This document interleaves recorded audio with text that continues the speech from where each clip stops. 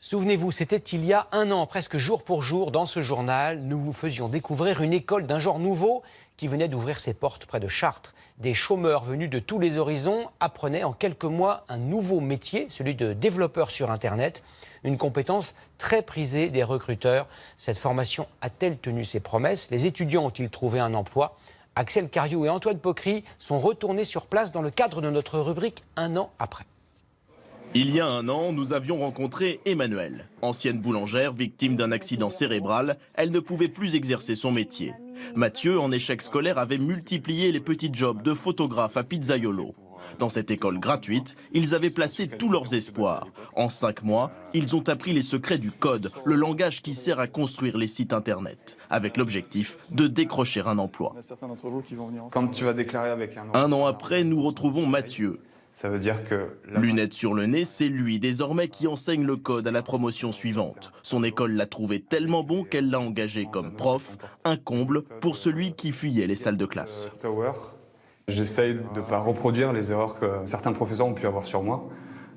Du coup, d'être assez attentif aux élèves, d'être à leur écoute, de les suivre.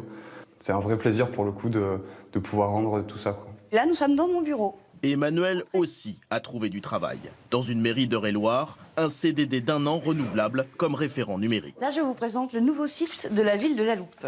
C'est elle qui a refait le site de la commune, créé une application pour gérer la cantine. Depuis qu'elle occupe ce poste, plusieurs entreprises privées tentent de la débaucher. J'ai l'impression que les choses se renversent. Avant, c'était moi qui allais chercher du travail. Et là, ils viennent me chercher. Et c'est extraordinaire. Vous avez eu combien d'offres de poste? Là, depuis que je suis ici, j'en ai eu une quinzaine. Comme Emmanuel et Mathieu, 80% des anciens élèves ont décroché un emploi stable. Et en un an, l'école aussi a changé.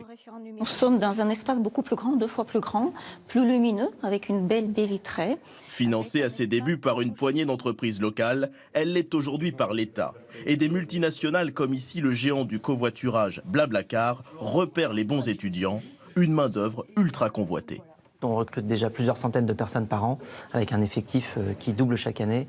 Voilà, on aimerait aller plus vite, mais c'est vrai que le fait de ne pas disposer tout de suite des personnes bien formées nous ralentit un peu dans notre croissance. Résultat, 3 répliques de cette école vont ouvrir l'année prochaine à Chartres, Orléans et Fontainebleau. 10 autres ouvertures sont même prévues dans les 3 ans. Emmanuel et Mathieu pourront se targuer d'avoir été les premiers à tenter l'aventure.